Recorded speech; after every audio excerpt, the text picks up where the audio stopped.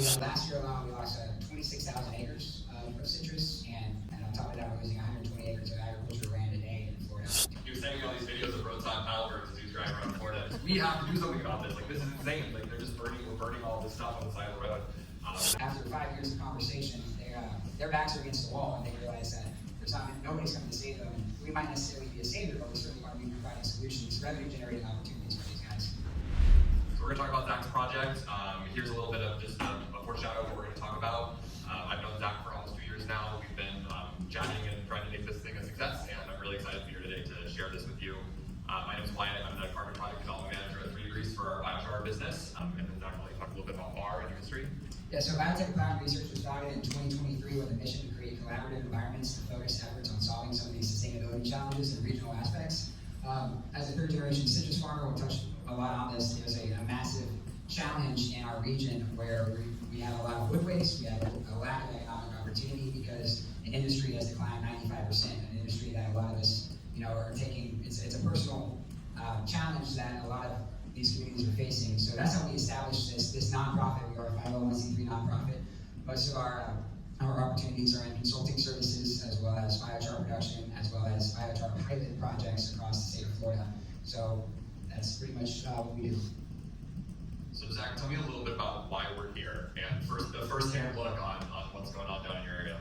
Yeah, I spoke too soon. So back in the day, the citrus industry was the industry that developed Florida. It's been around for hundreds of years, since the 1500s, and in 2004, we were at the peak of production. It was a $9 billion industry, and that's when the Asian citrus psyllid came to Miami and started to spread, which caused a disease that kills the root system of the tree. We spent $4 billion trying to find a solution to this little insect that flies around causing all this chaos. And we had about 800,000 acres of citrus back then. Now we're at borderline 250,000 acres with a 95% loss of production. So that means we have a lot of wood waste that is currently being open air burned, and I've been seeing it for years, trying to think, what can we do to find a solution? So in 2023, we're growing industrial hemp to kind of be an alternative crop, and we noticed that in a 12 by 12 section on a parcel of land with no irrigation, the plants are growing 12 feet tall in 60 days. So we did some soil samples and realized that we put the hemp plants on an old burn pile that still had the ash and carbon from the citrus trees, and that's when the biochar opportunity kind of started to make a lot more sense. Yeah, I'd like to share a story, especially calling out to the picture of the pilebird here when I first met Zach, a year and a half ago or 2 years ago. He was sending me all these videos of roadside pilebirds as he was driving around Florida. We have to do something about this. Like, this is insane. Like, we're burning all this stuff on the side of the road. And that really started Zach and I's relationship. And on that note, last year alone, we lost 26,000 acres of citrus, and they only, process this open air burning. It's the cheapest opportunity for farmers to do it. And on top of that, we're losing 120 acres of agricultural land a day in Florida due to all this perfect storm, whether it is an actual storm, which are the hurricanes, or it's the real estate encroachment, or it's the decline of the industry. So there's one thing that we're going to talk about is if you are trying to get into the biochar industry, you got to find the biggest challenge and then curate your own efforts and your own solution to fix that challenge. Absolutely, and beyond just the local air pollution problems with open air burning like this, there's also the job and economic impact in the region. I bolded this word, the minimum net job loss. This was from a labor survey of the Florida citrus industry, comparing the jobs in the citrus industry from 2015 to 2021. As Zach and I talk more, we realize that number is probably actually a lot higher, with some reports even suggesting it's in the 30,000 to 40,000 job losses, in the last 10 years in the Florida citrus industry. So it's a big problem. It's something that's been going on for a while, and we're excited to be a part of it. Zach, why don't you tell us a little bit about just the high-level scope and the mission that you see for this project? We spent years, behind computers, creating Excel sheets, scopes, SOPs, technology, sourcing, traveling across the United States, trying to find that perfect, magical box that can create instantaneous, easy solutions. We had the privilege of meeting a group with Tidewater equipment who had a TigerCat 6040 carbonizer, and it was just like, it's kind of like seeing the love of your life at first sight when we saw this machine. And we're very privileged that they allowed us to do a demo with the machine. And during that demo, like the first day, I don't know if we can talk about this now, the first day we had 12 inches of rain the night before, which was like the most amount of rain we had in May ever. And then we also, it was a 4-day thing. We'll talk more about some of the challenges in that 4-day pilot. But at the last day, in 2 hours, we're making 6 yards an hour. And the TigerCat team was like, you're at like 25% of what this thing can do. And I was just like, well, that's enough for me to know that we can figure this out. So we're in phase one. We're still figuring it out every day, learning how to optimize processes, make things a safer environment for the workforce, which is very important. Working outdoors in Florida with a machine that gets exceptionally hot. And then, when you start something, you get a lot more, obviously, you get a lot more traction there. It's one thing to have a beautiful pitch deck, it's another thing to have a video of the machine on site doing the work, doing these things, making these impacts. And so we're at that stage now where we intend to have a mobile fleet next year to go to some of these inactive groves, where we've partnered with some of the largest citrus growers in the state of Florida.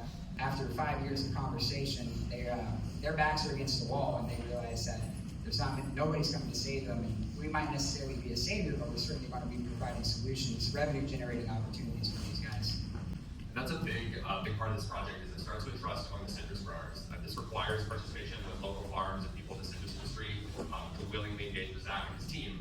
Zach, share a little bit about your history in the citrus industry, your family, and how you built that trust with citrus growers in the region. Yeah, it's a unique opportunity where this industry, where we at our high school we had citrus judging as an FFA, curriculum. So of course I was third in the state of that, and being able to that it's a very small knit group, and I'm sure it's the same thing with the apples and the peaches all over the United States. Like every industry in agriculture, they have that group, and it's just like any sale, like the Jones effect. You get one person to do it, you get the others following through, and we've been doing demos, just providing biochar for people to try it out. Because it's like, what's the worst that can happen? Your groves, blueberries, whatever it is. At the end of the day, our soil in the really Central Florida is 90% sand. So that leads to two of the challenges that Florida's facing: water and soil. The soil leaches, so anything that we put in the soil eventually goes into the water bodies. So we're like trying to collaborate on a state down to the farmer scale throughout this thing. And it just takes a lot of time. It takes a lot of reaching out and just having your enthusiasm, get to the phone and give your attention. There's a lot of snake oil salesmen out there that are trying to sell these solutions and requiring the farmer to pay for the solution. And nobody likes paying for something that doesn't work. So that's where we're at now. Is just continuing to develop that trust. Absolutely. Another, of course, a big question that a lot of people have about these projects is, what are you doing with the biochar? Maybe you can talk for us high level about some of the successful relationships you've built on finding end uses to make a high impact for this product. Yeah, I'm sure a lot of the people in this room have had somebody or have a letter of intent or a PO, a large amount of biochar from some group that is interested in this soil additive or water filtration solution. And we got some of those LOIs and POs 2 years ago when this started. Most of the biochar is not coming from this state, it's coming from out of state. So those, you got the water and then you got the soil, and then you just got to do some cold call and outreach and collaborate through LinkedIn and everything else to find those end markets. And we've partnered with some of the largest soil blending manufacturers in the state, some of the largest water solution project developers in the state. And then you'd be surprised when you do start some of these other industries that are reaching out and saying, hey, we buy our carbon from Pennsylvania, can you provide it at this spec? And one thing that's important is the spec. It's one thing to make biochar, it's another thing to make a biochar that is suitable for the application that it's in. We are learning those challenges as we progress, and finding the solutions through equipment acquisitions. And I'm sure we're going to talk more about the equipment that we're using. So here's some. Speaking about equipment, so being that we are in a community that is attached to an industry that is pretty much decimated, there is all sorts of equipment that is available, from water tanks to tractors to loaders to excavators. And it's great to have those, but one thing that we're going to be talking about is the law of the minimum, or if you go for the minimum, you're probably going to be spending the most amount of money. So we, the first day of the demo, we intended to have an excavator, and most importantly, listen to the people that have the equipment that the Tire Cat team told me, you need a bigger excavator. And I was like, oh, we're gonna put it on blocks and it'll work out. And that did not work out. Matt's laughing because he was there for that. And so at the demo, we were trying to put a tiny excavator on concrete blocks, and it accidentally bumps into the side of this, very expensive machine that you don't own yet. It's something that could have been prevented if I would just got the bigger machine at the beginning. Same thing with the front end loader. We got a front end loader that was probably built during the Civil War, and the amount of downtime, the amount of cost that we put into that loader, it makes just as much sense to buy another loader. And just so utilize some of this equipment that you have, and you can red and modify it if you can, but you always got to have backups, and it's definitely important to have a capital stack with proper equipment, because everybody told me at the beginning, you don't want to have downtime. I'm like, okay, we won't have downtime. And didn't get a lot of downtime, so. This is a slide we wanted to include too, just to show a little bit about where the project's going next. So building up to process these higher volumes that are available in the region, thinking about this not as just a pilot, but as a scalable fleet to operate to tackle this really large problem. And I think the partnerships, which we'll touch on a little bit towards the end of this presentation, are a big part of that. So we wanted to kind of show you this first look one. I think we've got about 5 minutes left. So it's a tight presentation, but we got a lot that we're excited to show you. So Zach, why don't you talk a little bit about the partnerships that have made this possible, and specifically call out any that you find really interesting to this crowd, and I appreciate it. You gotta make it personal. You have to, and I know business, it has to be business, and it can't just make sense, it's gotta make dollars and cents. But the personal aspect of it is critical for success. And just as an example, like Florida Atlantic University, one of their main researchers, Dr. Beckler, is an exceptional guy. He married into a family in Polk County where his wife was like, hey, I grew up on this lake it's just saturated with phosphorus and nitrogen, I want you to clean it. So now he comes to me and we develop an EPA grant to utilize our biochar to filter that lake. That's just an example of like that personal approach. Is he has like skin in the game. He wants to make his wife happy, and it's like I want to make this community happy. So, and the state wants to make the farmers happy, and so like we have a full scale solution here that is that everybody can kind of get behind. I mean, everybody here in some aspect is not just there is a revenue generating opportunity for them in this as well. Speaking of revenue generating opportunities, my colleague Lucy did a presentation about the Climate Action Reserve methodology and using it for biochar. I just wanted to highlight real quick here, we registered this project on the Climate Action Reserve. It's one of the first projects listed under this biochar protocol. There's a couple key things that made this possible. The CAR protocol did some adjustments, took some industry feedback, and allowed for a pathway for new technology types to have a clear path to generate carbon credits in the voluntary market. And so we're really excited to kind of bring this to the forefront of the carbon removal market as well. Of course, things don't always go as planned. Zach, do you want to tell me a little bit about what I'm seeing in this picture here? Yeah, don't put a GoPro on an excavator and stick it over at 2,000 degrees. So then, there's a lot of, you can go to the next slide. Zach, one thing I'm really impressed by this project is how you guys have taken equipment from other industries in the space that's no longer being used and repurposed it with biochar. I know we only have like 2 or 3 minutes left, so if you could just quickly maybe highlight some of the ways that you've done that. Going back to the law of the minimum, you got to have the proper equipment, and mostly you got to be asking yourselves, like, what happens if there's a fire? What happens if you run out of water? What happens if somebody is sick and can't show up that day? And what happens if the machinery breaks down? So asking those questions before you get started is critical, or else you're just figuring it out. So we're using water trucks from the citrus groves. We're using excavators, loaders. We got citrus trailers that we can store the material in. We're utilizing a rural airport for storage that's in the community as well. So being able to, you got to have water. I mean, there's weight scales in town. It costs money to have a scale on site, so we're just taking it to the weight scales. And most people, if you just got to ask, and you'd be surprised if they're not doing anything with it, would they be willing to give up for it. Absolutely. With the final minutes here, I just want to switch to final minute. Switch to this. This is kind of a look at what's going on in the future. If you have more questions about this project, Zach and I are going to be around for the day. We have a section for questions coming up next. We're excited to meet you all and to learn more. And then lastly, BAR is a nonprofit organization, so I encourage you to check out their website and learn about ways you can get involved with Zach and his team to support this broader regional mission and form those relationships. And I believe we're right at the 20 minutes, so thank you. Thank you everyone so much for being here. We greatly appreciate this. Reach out to Zach and I directly. We love engaging with people and hearing voices in this space. So thanks everyone for attending. But it's not done. Get your cameras on, take these photos, and then we do have a couple minutes for Q&A. So Zach, where is it that you first found the spark? Can you go into that just a little bit more? I think that the spark, as an entrepreneur, you always try to find solutions, and this has been something that has affected the family, the community for years, and the hemp was like the spark, and then you realize that you can make biochar out of hemp, and then it's like, what is this biochar thing, what it's capable of, and then you don't need a lot of fuel to flame that spark when you have such an abundant opportunity and the lack of the opportunity where it's currently at now. Like this group of people here, like we're developing an entire industry practically from scratch. So you gotta bring those parts together. I've actually got a 2-part question. Part one is, what